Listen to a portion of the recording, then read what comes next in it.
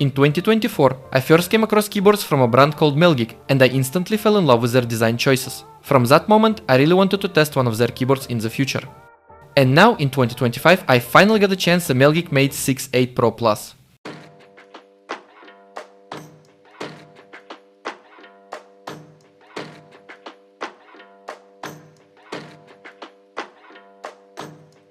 You said you were going out, but I heard you through the walls. This is an incredibly beautiful keyboard, packed with tons of details that are worked out really well. Visually, I honestly can't find a single flaw. A nice thick plastic case, cutouts on the bottom in a grid pattern that looks super stylish, a metal insert, and insanely awesome rectangular rubber feet. The only thing I didn't really get is the phrase on the bottom of the keyboard, because this is a magnetic keyboard, and usually those are bought by people who play to win, since it actually gives an advantage.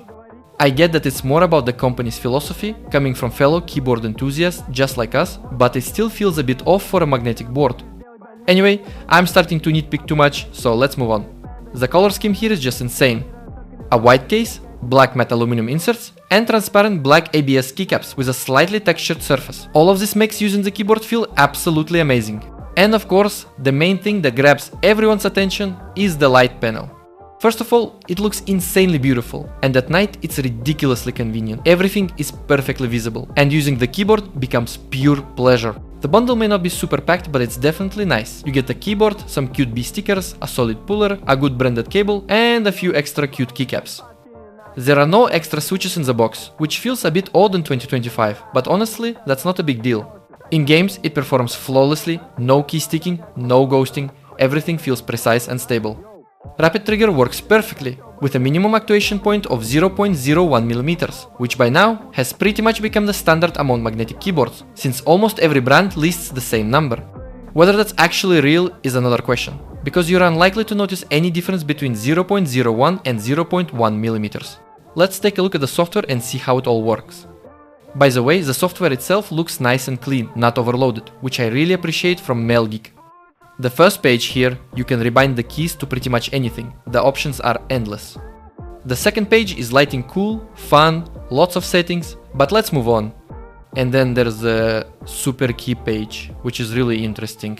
Let's go step by step. The D keys function. This feature lets you assign multiple actions to a single key. For example, a light press can trigger one action, while pressing deeper can trigger another. Shortcut by default, it's set to block the Windows key in games, but you can assign it to something else. Macros? Nothing much to explain here. SOCD, in short, is basically the same as Razer Snap Tap. This technology gives a competitive advantage in games where it's allowed, like Valorant. Now, let's break down how it works and why it's advantageous. When you play on a standard keyboard, pressing both A and D simultaneously while strafing will make your character stop moving. But with SOCD set to last key priority, only the last key you press is registered. This means that if you hold A and suddenly press D, your character instantly moves to the right without stopping or any delay. This feature is extremely overpowered in games where it's allowed. In CS2 of course it's banned, but rapid trigger isn't, so players using magnetic keyboards still have a huge advantage. And now for one of the most interesting features, QRT. When you press one key, another key is automatically triggered.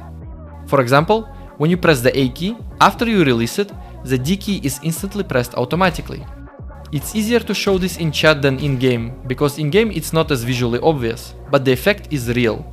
It feels seamless and doesn't seem to interfere with gameplay, at least I haven't noticed any difference in my movements. Essentially, it allows you to perform a perfect counter-strafe consistently, even without manually pressing the second key. Rapid trigger here is awesome, super easy to customize however you want. According to Melgeek, there are no dead zones and I can confirm that this is true. I don't think there is much more to say about it. Magnetic keyboards have been hyped for over a year now, so you probably already know everything. Next you can choose your switches, and here I have a question for Melgeek. Guys, why is the text black on a dark grey background? How am I supposed to read this? Please fix it, it's literally impossible to read. And calibration, you need to go through it before using the keyboard, so all actions are precise and nothing gets messed up. Phew, that was a lot, but I tried to explain all the features as clearly and concisely as possible. Let's take a little break and listen to some typing. Oh, right, I didn't mention the switches there, TTC. And now, typing.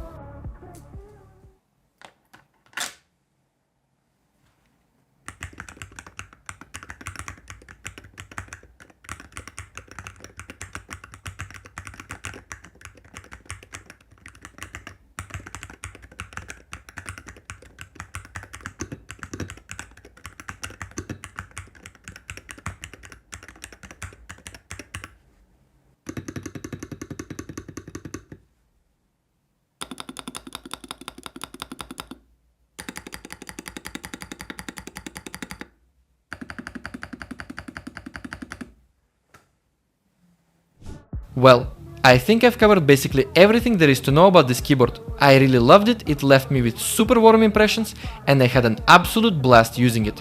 The only downside for some might be the plastic case, but it's so high quality that I honestly don't know who it could bother. Plus, there's the Melgeek Made68 Ultra Plus with an aluminum case if that's your thing. If you want a truly high quality magnetic keyboard, I highly recommend checking out the Melgeek Made68 Pro Plus. This was Showman with you, make sure to subscribe to the channel and leave comments, it really means a lot to me. See you all next time!